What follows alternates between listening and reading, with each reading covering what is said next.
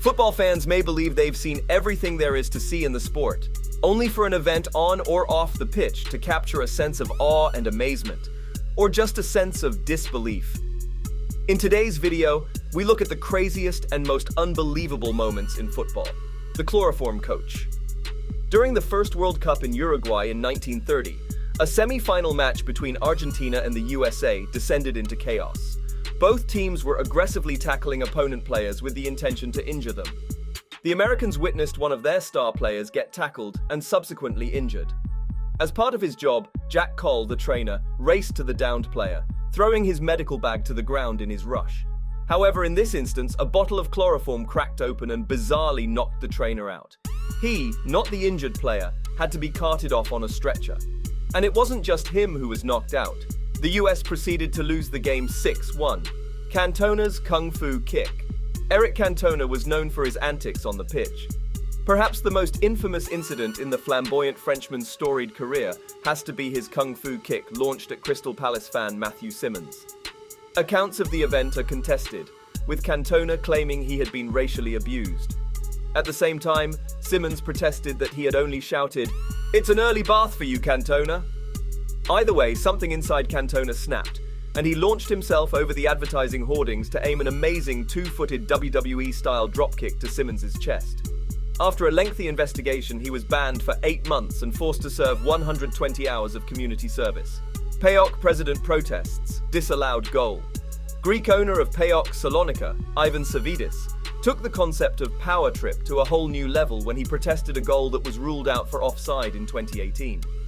He stormed the pitch to confront the linesman and referee, but was spotted carrying a gun on his hip.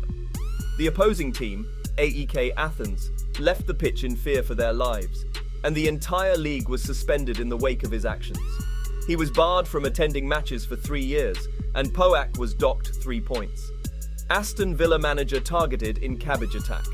Villa manager Steve Bruce found his new job in 2018 particularly hard.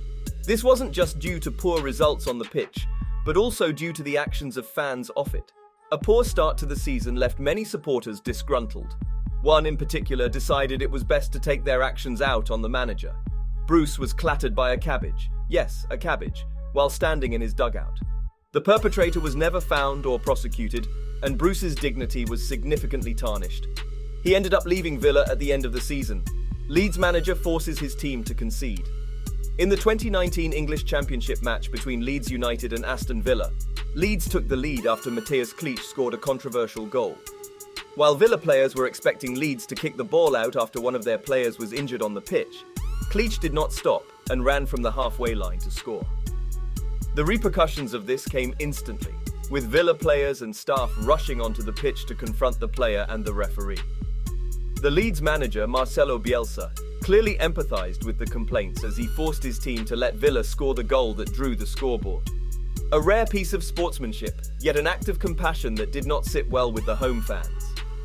Ali Dia makes it big with zero experience. Perhaps the weirdest moment in football history goes to the biggest fraud in football history.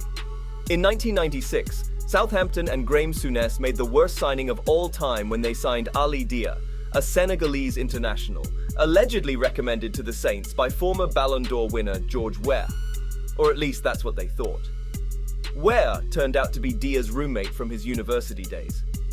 Believing they were about to sign a massive hidden gem, Southampton landed him in 1996 and even got him to play 1 game.